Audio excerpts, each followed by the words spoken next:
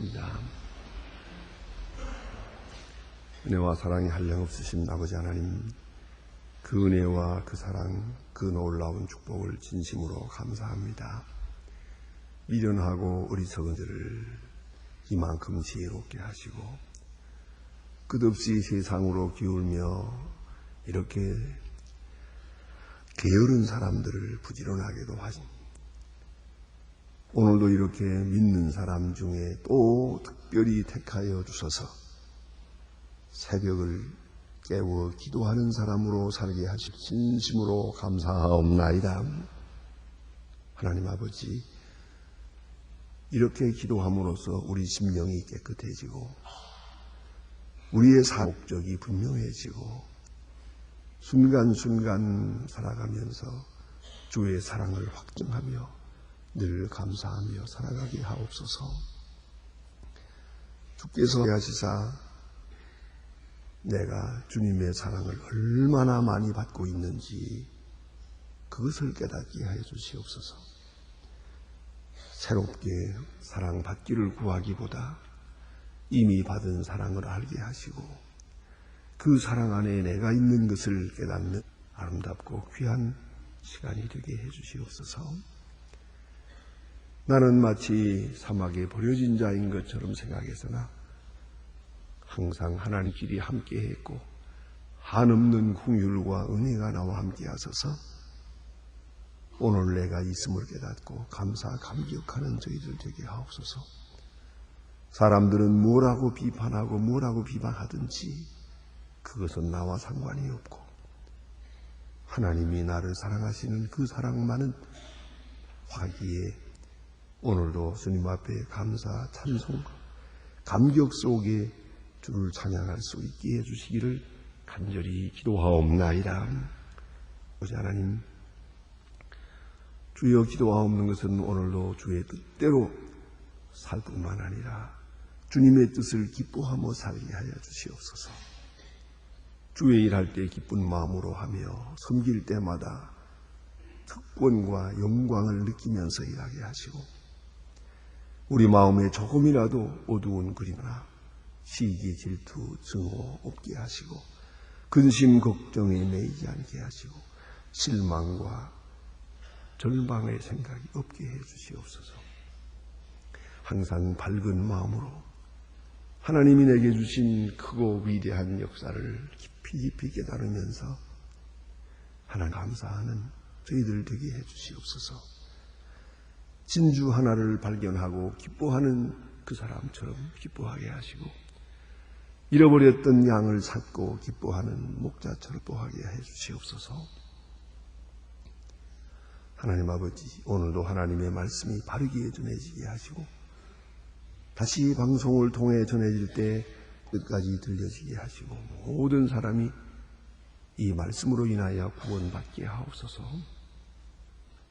절망에서 소망으로, 의심에서 확실한 믿음을 얻게 해 주시옵소서.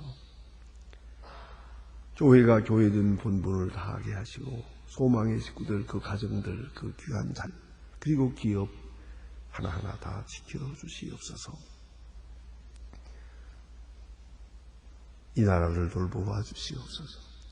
너무나도 많이 흘리고 있어서 우리가 정신을 차릴 수가 없습니다. 모든 것을 주께 맡기고 주님의 뜻만을 조용히 기다리고 있습니다. 하나님이여, 공의가 이 땅에 하수같이 흐르게 하시고 주의 평화가 이 땅에 깃들게 하옵소서. 온 국민 지도자들이 다 같이 하나님 앞에 성실하고 정직하게 하시고 인간이 사욕에 매여지 않게 하옵소서. 하나님의 귀한 뜻이 이 민족 이 땅 위에 나타나게 하여 주시옵소서. 저 북녘 땅에도 소속히 자유를 주시고 가난과 억압과 고통에서 건져 주시옵소서. 우리가 해야 할 마땅한 도리를 다하게 하시고 배고픈 자를 먹이며 병든 자를 치유하며 암흑에 있는 자들을 빛으로 인도할 수 있는 저희들이 되게 하시고 맡은 바 또 맡기신 바 일을 능히 감당할 수 있도록 감화 감동하시고 주의 크신 역사가 나타나 주시옵소서. 주께서 시작하신 일이오니 주께서 이루시고 완성하여 주시고 주는 영광을 받으시옵소서. 하나님 아버지, 오늘도 해외에 있든 유행든지 군문에 나가 있는 젊은이들, 공부하는 자녀들 하나하나 다 돌보시자 결코 실족지 않게 하시고 주님과 함께하며 주의 음성에 응답하며 살게 하옵소서. 병중에 있는 자와 슬픔을 당하는 가정에 큰 위로를 베푸시옵소서. 주여,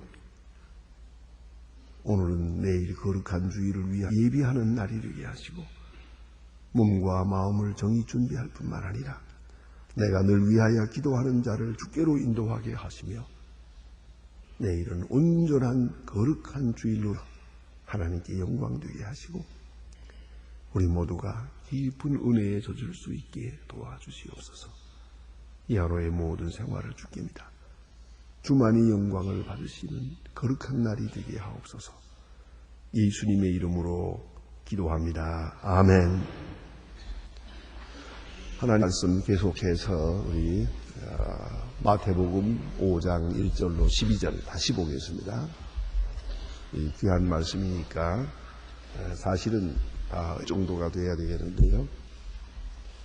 다시 한번 마태복음 5장 1절로 12절을 보겠습니다. 지금 외우시는 분은 그대로 따라서 외우면서 나가시고 잘 외우지 못하는 분들은 성경을 읽으면서 다시 읽도록 하겠습니다.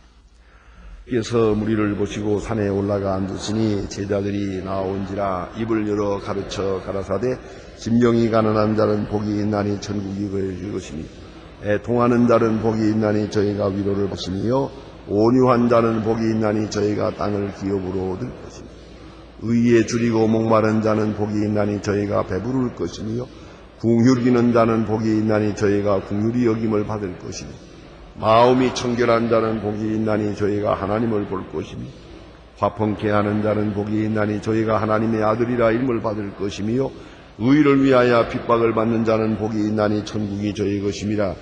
나를 인하여 너희를 욕하고 핍박하고 거짓으로 너희를 거스려 모든 악한 말에는 너희에게 복이 있나니 기뻐하고 즐거워하라. 하늘에서 너희의 상이 큼이라. 너희 전에 있던 선지자들을 이같이 핍박하였느니라. 아멘. 오늘 우리는 예수님께서 산에 올라가서 말씀하신 산상보훈의 말씀을 공부하고 있습니다. 이것은 천국 백성의입니다. 또 천국 백성은 이렇게 살아야 한다. 천국 백성은 이러하기 때문에 복이 있다라고 말씀하십니다. 이런 마음이 가난한 자, 심령이 가난한 자가 복이 있다 하는 말씀을 배웠고 애통하는 자가 복이 있다 그런 말씀을 우리가 들었습니다. 오늘 이 세 번째는 온유한 자가 복이 있습니다 하는 말씀입니다. 이것은 시편 37편 11절에 있는 말씀을 인용하고 있습니다. 그런데 온유하다는 말에 좀 뜻을 생각할 필요가 있습니다. 온유하다 하는 말, 무슨 말입니다. 우리가 일반적으로 쓰는 그런 뜻으로 하는 말은 아닙니다. 이 온유하다는 말은 하나님께도 쓰여지는 속성입니다. 하나님 보고 겸손하다고는 안 합니다. 그러나 하나님은 온유하시다라는 말도 합니다. 그런 말로 이 온유하다는 말은 넓게 또 깊게 쓰여지는 그런 말씀이옵니다. 온유한 자가 복이 있다. 땅을 차지하겠다고 그랬습니다. 그 땅을 차지한다는 말과 온유라는 말은 정반대의 말처럼 들립니다. 땅을 차지한다 하는 것은 말이요, 그것은 바로 왕권을 말하는 것입니다. 그래서 봉사한다고 할 때 봉사를 디아코니아라고 합니다. 헬라어로요, 디아코니아. 왕을 뭐라고 하는 거 아니? 디아코노스라고 합니다. 디아코니아, 디아콘, 그 어원이 같습니다. 이 봉사한다는 것과 왕권이라고 하는 것은 하나님의 높은 성 가운데 같이 연계되어 있다는 걸 잊지 말아야 합니다.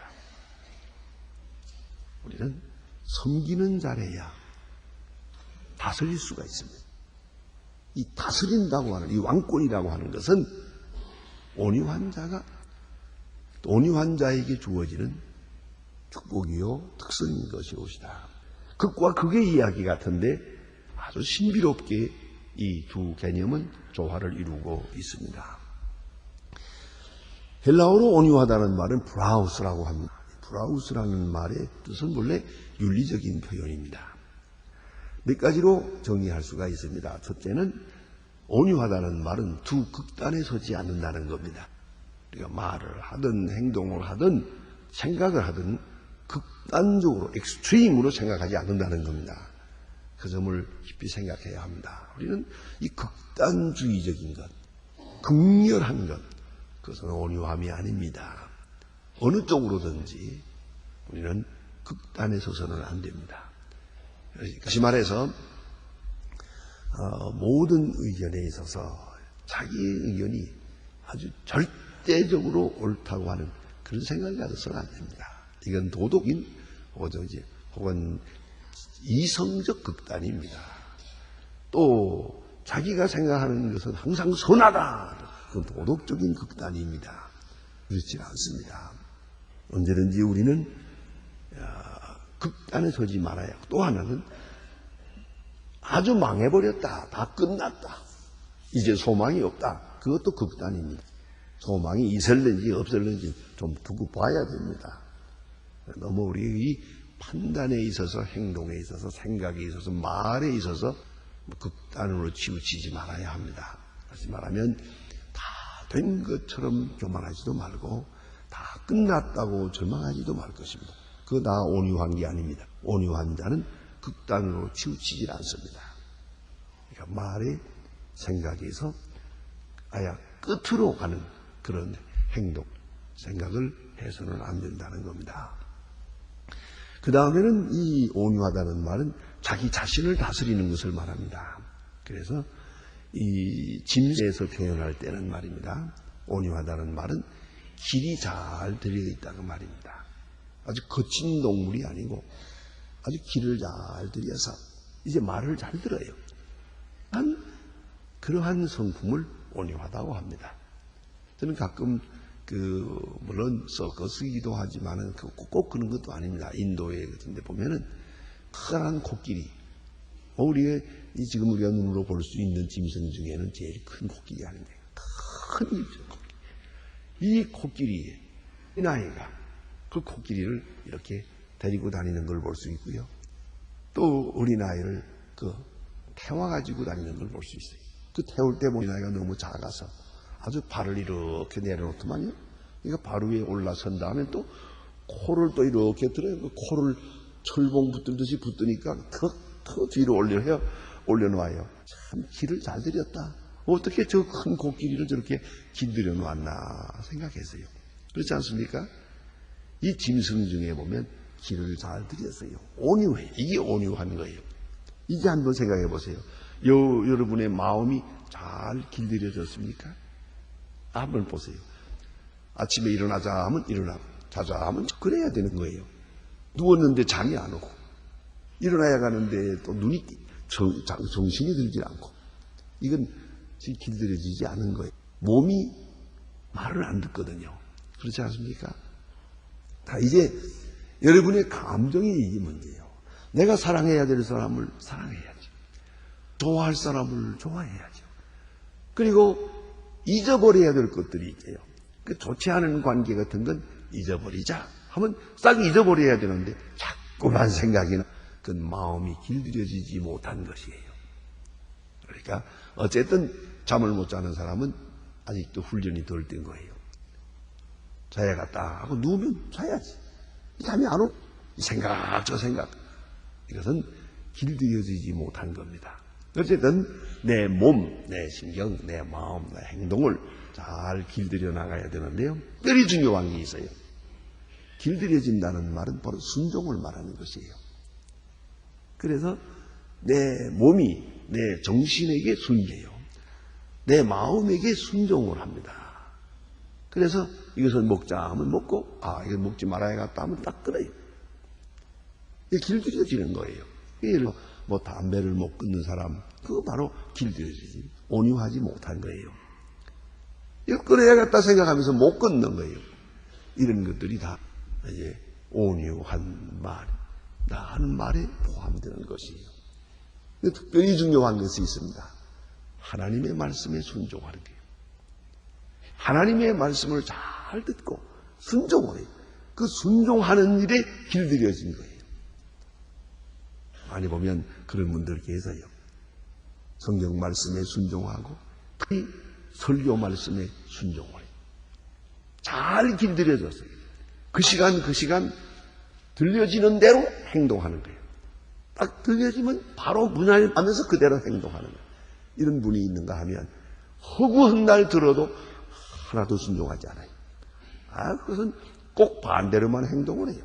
이게 바로 문제랍니다. 온유하다 하는 말은 내 영이 하나님의 말씀에 잘 순종을 해요. 그대로 받아들이고 그대로 순종해요. 이게 바로 온유한 것이에요. 다시 말하면 잘 길들여진 짐승처럼 말입니다. 우리의 인격, 우리의 마음, 우리 감성이 하나님의 말씀에 의해서 잘 따라 순종하게 그렇게 길들여져 있다 하는 말입니다. 그래서 God controlled personality, 하나님이 다스리시는, 하나님에 의해서 잘 다스려지는 그러한 성품을 온유하다 이렇게 말하고, 또 이것을 형용사로 표현할 때 브라우테이스라고 표현하게 되면은 무슨 말이 되는 거 아니? 배움의 자세를 말하게 됩니다. 공부하는 마음이요. 가르치는 마음이 아니고 공부하는 마음. 말하는 마음이 아니고 자기 주장하는 게 아니라 듣는 마음이에요. 듣는 마음. 그것이 바로 온유입니다. 자, 우리가 한번 온유한 사람을 볼까요? 누가 무슨 말을 하든지 대화를 하게 되면 잘 들어요. 그렇습니까? 그렇군요. 그렇구만. 나도 그렇게 생각합니다. 이렇게 듣는다고요. 이게 온유한 마음이에요. 온유하지 못한 사람은 어떠냐? 들으면서 벌써 속에서 반항을 해요. 아닌데, 저건 아닌데. 그러다가 참지 못하고 말도 다 끝나. 스톱. 나 좀 말하자. 그래. 자기 말을 하는 거예요. 듣지는 않고 열심히 말을 해요. 이건 참 불행한 것이죠. 그래서 우리는 깊이 생각해야 될 문제입니다. 이것은요. 항상 듣는 자세가 있어야 돼요. 이 탈무드에 보면 그런 말이 있어요. 가장 이로운 사람은 누구냐? 모든 것으로부터 배우는 사람이다. 모든 사람으로부터 배우고 모든 것으로부터 배워요. 잘 들어보세요. 그리고 새겨보세요. 깊이 새겨보세요. 다 이로운 것이요. 신문을 보든 사람을 만나든 거리에 나서든 전부가 다 공부예요. 공부라고. 전부가 다 공부란 말입니다. 그래서 항상 공부하는 마음으로 사는 것이다 하는 것이에요. 특별히 이렇게 배자세, 순종하는 자세를 가르쳐서 대표적인 예를 두 사람을 들 수 있습니다. 하나는 모세입니다. 민수기 12장 3절에 보면 거기에 이런 말이 있습니다. 이것은 때로는 이해가 잘 안 될 것 같습니다. 모세는 온유함이 지면의 모든 사람보다 승하. 모세는 가장 온유하다 그랬어요. 그런데 모세는 성격이 급한 사람이에요. 그래서 애굽 사람하고 이스라엘 사람하고 할 때 이샹 해가지고 애굽 사람을 때려 죽였잖아요. 그 정도예요. 그 정도로 급한데 하나님은 어떻게 보았든지 모세는 온유한데 이게 보통 온유한 게 아니라 온 지면의 모든 사람보다 온유하다 이랬어요. 그게 모르겠어요. 하나님의 말씀을 잘 순종해요. 어떤 말씀이든 순종하는 거예요. 그 면에서 온유한 거예요. 그리고 이 말씀을 하게 된 또 그 내용으로 봐서는 더더욱 그렇습니다. 모세가 실수를 했죠. 그래서 구스 여자를 소실로 맞습니다.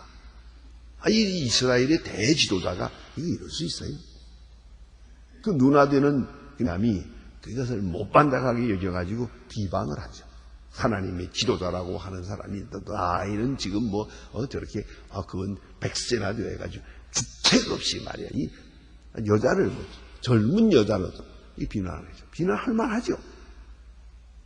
지금도 이런 일이 있다면 아마 당장 문제가 되겠지. 자, 그런데 모세가 어땠나 보세요. 성경에 그게 없어요. 그건 여러분 마음대로 추측을 하세요. 상상을 해보세요. 모세가 어떻게 했는가? 모세가 무슨 말이에요? 그런데 하나님께서는 이상하게 이 시간에 모든 사람 중에 모세가 가장 온유하다 말씀하시고 온유를 전제로 해서 미리암을 쳐요. 미리암이 문둥병 환자가 돼요. 그럼 모세가 이제 어떻게 온유했을 것 같습니까? 아마도 이랬을 것 같아요. 죄인을 죄인이라고 하는데 뭐 할 말 없지. 안 그래요? 내가 실수했거든요. 그런데 실수했다고 그러는데 뭐 잘못한 걸 보고 잘못했다는데 무슨 할 말이 있노? 가만히 참았던 것 같아요. 각가지 비방을 다 해도 비방에 대해 미워하지도 않고 변명하지도 않고 그저 한마디로 말하면 하나님 죄송합니다. 그리고 가만히 참고 견뎠던 것 같아요. 바로 그 모습을 보고 하시는 말씀이에요. 모세는 온유하다 그 말입니다. 하나님의 말씀을 들을 때 온유해요. 또 사람들의 비방을 때도 온유해요. 사람들이 나는 요만큼 잘못했는데 크게 잘못한 것처럼 나는 한 가지 잘못했는데 100가지 잘못한 것처럼 그냥 퍼부어요. 그래도 그는 온유해서 조용하게 그저 뭐 다 내가 잘못한 건데 뭐 조용히 그를 감수했습니다. 하나님은 이 모습을 보는 거예요. 모세는 온유하다. 너무 모든 세상 사람 중에 가장 하다. 이게 칭찬하셨어요. 그래서 그에게 왕권을 주었어요. 그게 바로 그 민족을 다스리는 권세를 준 거 아닙니까? 또 한 사람이 있어요. 저는 칼빈이라고 하는 분은 종교개혁자 칼빈은 대단히 성격이 급해요. 또 좀 극단적인 데가 있어요. 그래서 에바에서 종교개혁을 할 때 그는 아주 많은 사람을 죽였어요. 그러나 이단이라든가 이 개혁을 반대하는 사람들을 정권의 힘을 입히고 화형에 처했잖아요. 아주 극단적인 사람이에요. 강한 사람이에요. 그런데 언젠가 한번 책을 하나 제가 구해서 읽었는데 그거 보니까 가장 겸손한 개혁자 칼빈. 그랬어요. 가장 겸손한 사람이라고.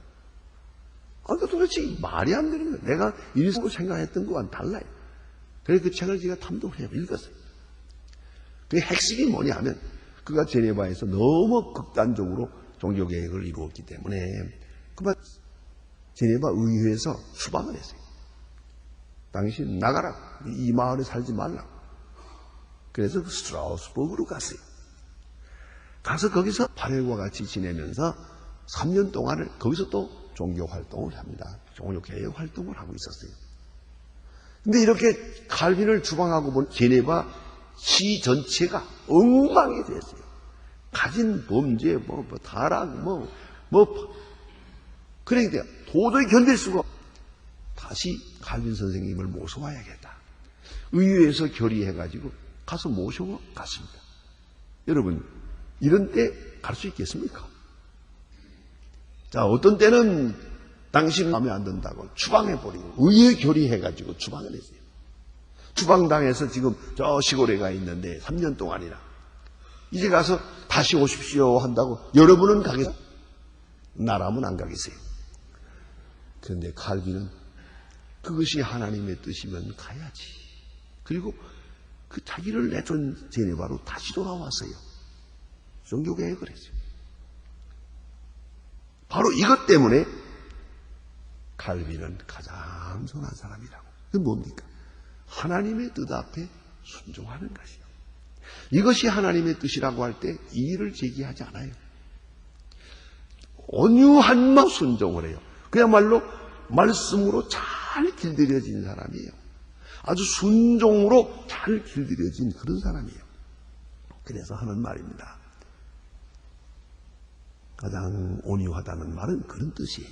배우는 자세요. 순종하는 자세를 말합니다. 이제 하나님께서 말씀하십니다. 온유한 자가 복이 있나니 땅을 차지할 것이요. 땅을 차지한다는 말은 오너십을 말하는 거죠. 랜드 오너십. 땅의 소유자가 된다. 옛날에는 큰 왕이 있고 그 왕 밑에 또 작은 왕들이 있어요. 분봉왕들이. 그래가지고 영주가 있어요. 그 땅을 내주는 거예요. 이만큼 네가 가져라. 그러면 그 땅을 가지고 그 사람들을 자기가 다스립니다. 큰 왕 밑에서 말입니다. 큰 왕이 그 보장해 주는 거죠. 자, 이것이 바로 왕권입니다. 땅을 차지한다 하는 말이 바로 그것을 말해요. 또 한 가지는 땅을 차지한다는 말은 땅을 즐긴다는 뜻이에요. 소유를 즐긴다. 아주 심리학적으로 굉장히 의미가 있습니다. 소유를 내가 뭘 많이 가졌어요. 권세도 능력도 땅도 재산도 가졌다. 지식도 가졌어요. 플러스 알파 거기에 온유함이 있으면 그는 지식을 즐겨요. 소유를 즐길 수 있습니다. 온유함이 없으면 즐기지 못합니다. 지식이 교만을 만들고 그래서 인격 파탈이 되고 또 소유가 그 많은 재산이 근심거리가 됩니다. 이걸 알아야 돼요. 온유한 자에게만이 그가 얼마를 가졌든지 그 돈이 그 재산이 그에게 되는 것이에요. 온유를 잃어버리고 나면 이건 다 걱정거리요. 이건 절대로 행복의 요소가 될 수가 없어요. 그걸 잊지 말아야 합니다. 온유한 자가 땅을 차지한다. 예? 또 이 문자 그대로 보면 땅을 차지한다는 말은 큰 것을 맡긴다 하는 뜻이에요. 탈란트 비유에서 보는 바와 같이 작은 일에 충성했기 때문에 큰 일을 맡기겠다. 온유한 자가 복이 있는 것은 하나님께서 그에게 일을 맡기십니다.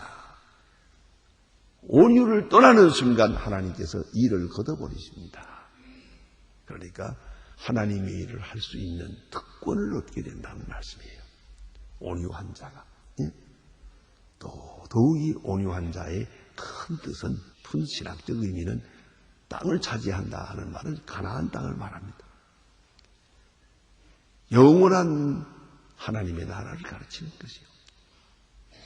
요단강 건너 그 땅을 말하는 거죠. 땅을 차지한다. 하나님 나라의 복을 받게 된다 하는 말입니다. 땅을 기업으로 받는다. 여러분, 우리가 이런 면에서 복을 받기 위해서 복받을 그릇이 있어야 됩니다. 그릇의 가장 중요한 특성은 온유함이 옵시다. 천국 백성의 성격은 온유함입니다. 그 온유함이 있을 때 하나님께서 땅을 차지하게 하는, 땅을 즐기게 하는, 소유권을 즐길 수 있게 하는 그런 복을 주신다는 말입니다. 기도하십시다. 하늘에 계신 우리 아버지시여, 이름이 거룩히 여김을 시오며 나라의 마옵시고 뜻이 하늘에서 이룬 것 같이 땅에서도 이루어지이다. 오늘날 우리에게 일용할 양식을 주옵시고 우리가 우리에게 죄진 자를 사하여 준 것 같이 우리 죄를 사하여 주옵시고 우리를 시험에 들게 하지 마옵시고 다만 악에서 구하옵소서. 나라와 권세와 영광이 아버지께 영원히 있사옵나이다. 아멘.